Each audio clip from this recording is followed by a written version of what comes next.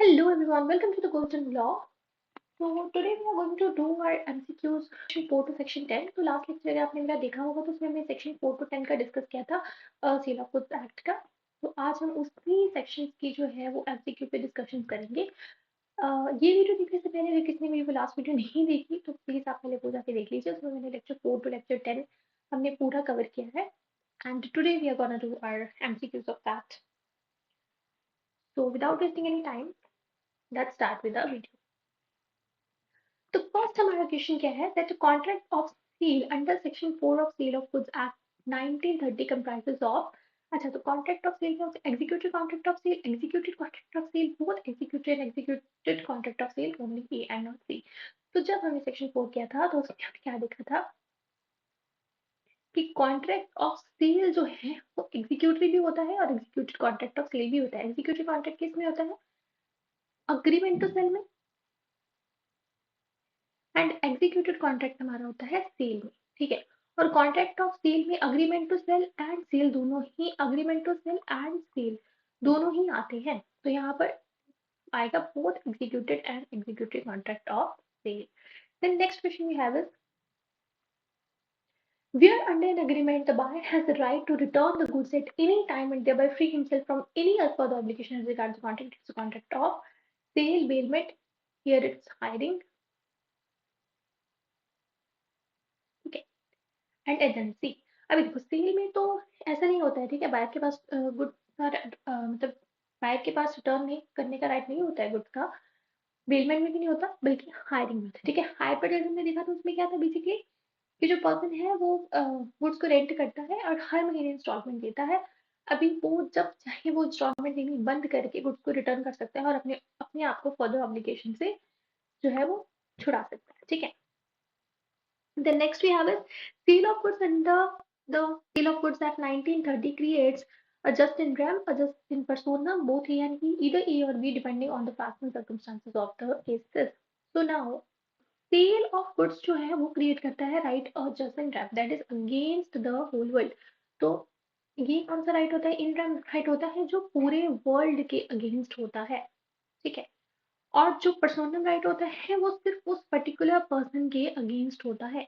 तो अगर agreement to cell है, ठीक है, तो राइट सिर्फ उस पर्सन के अगेंस्ट होता है। ठीक है, आपके पास पर्सनल लाइबिलिटी होती है, आप सू कर सकते हो उसको, इससे ज्यादा कुछ नहीं करते। वेयर अगर सेल है तो पूरा का पूरा राइट आपका है, ओनरशिप आपकी है, पूरे वर्ल्ड के अगेंस्ट आप अपने ओनरशिप के राइट को एस्टैब्लिश कर सकते हो। ठीक है ना, then the distinction between the sale and agreement to sale determines right and liabilities of the buyer, nature of goods, nature of property, rights of contract. तो अभी डिस्टिंक्शंस जो है sale and agreement to sale की वो क्या है? तो basically rights and liabilities of the buyer.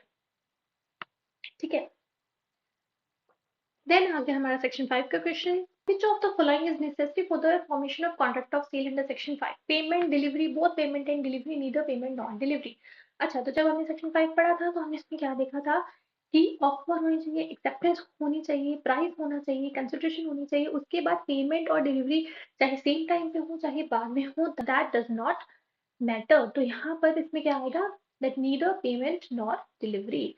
The next we have is under section 5 of Sale of Goods Act, contract of sale of goods can be in writing by words of mouth, partly in writing and partly by words of mouth, either A or B or C. इसमें क्या आएगा? Writing में भी हो सकता है, by words of mouth भी हो सकता है, थोड़ा राइटिंग में कर दो, थोड़ा वर्ड्स ऑफ माउथ से कर दो, कुछ भी हो सकता है। तो it's either A or B or C. Then section 6 to 8 की बात करें, कॉन्ट्रैक्ट है फॉर सेल ऑफ गुड्स, ठीक है, to be delivered at future date. तो वो कॉन्ट्रैक्ट क्या होगा? वो इनवैलिड होगा अगर सेलर के पास प्रेजेंट पोजीशन में गुड्स नहीं है, इनवैलिड होगा अगर सेलर ने कॉन्ट्रैक्ट नहीं किया for purchase of those goods, B invalid if the seller accepts or hopes to acquire, not be invalid if the seller has not got the goods in present possession nor has contracted for the purchase of the same nor has any expectation of getting them। ठीक है, तो अगर future date पे contract किया है तो वो invalid कब माना जा सकता है? तो इसमें क्या आएगा हमारे पास? It's not be invalid if the seller has not got the goods in present possession, nor has contracted for the purchase of the same, nor has any expectation. The next question we have is in Girulal Parekh versus Mahadev Deepalia case. It has been held that wagering contracts are opposed to public policy, immoral, both opposed to public policy or immoral, neither opposed to public policy nor immoral। ठीक है ना? Neither opposed to public policy nor immoral. तो इस case में क्या चीज hint हुई थी कि जो वेजरिंग कॉन्ट्रैक्ट्स होते हैं वो ना ही तो पब्लिक पॉलिसी के अगेंस्ट होते हैं ना ही इमोरल होते हैं।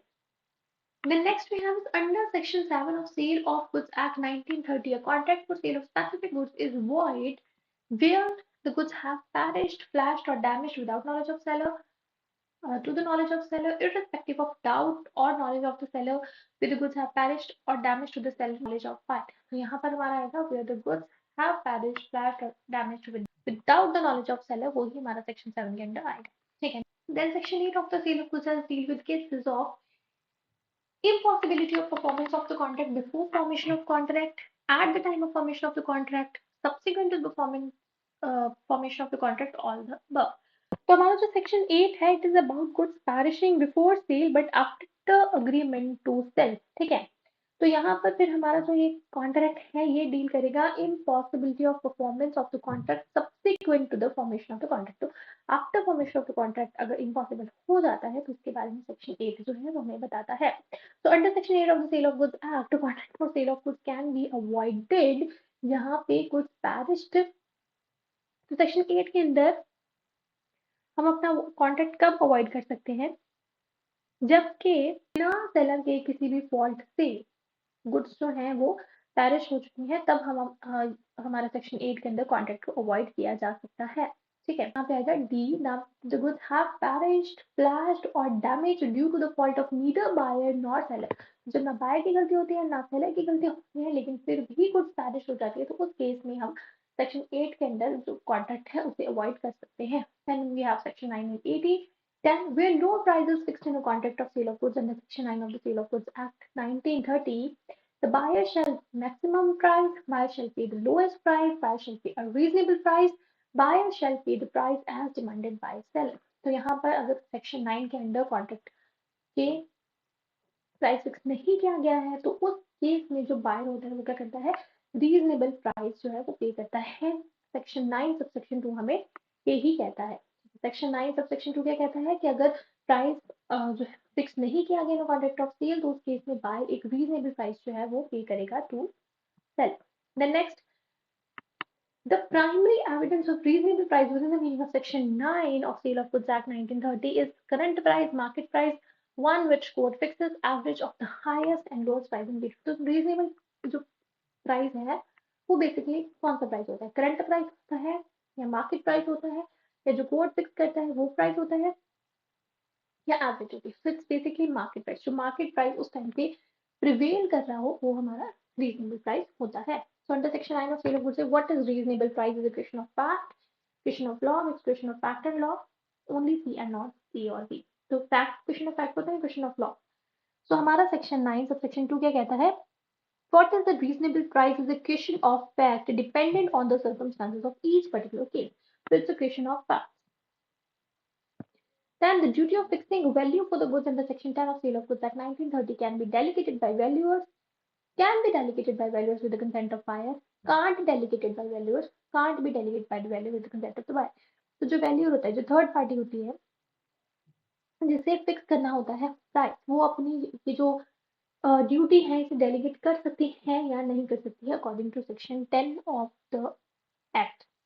अपनी ड्यूटी को डेलीगेट नहीं कर सकती, ठीक है। Then under section 10 of Sale of Goods Act, in cases where an agreement two valuers, one appointed by each party, have to function, in such cases the delegation by one alone is, दो valuers हैं, दोनों parties ने एक एक appoint किया है और उनको फंक्शन करना होता है, तो उस केस में अगर एक बंदा पे डेलीगेट कर देगा माना जाता है या नहीं माना जाता, नो नहीं माना जाता, ठीक है। This was it.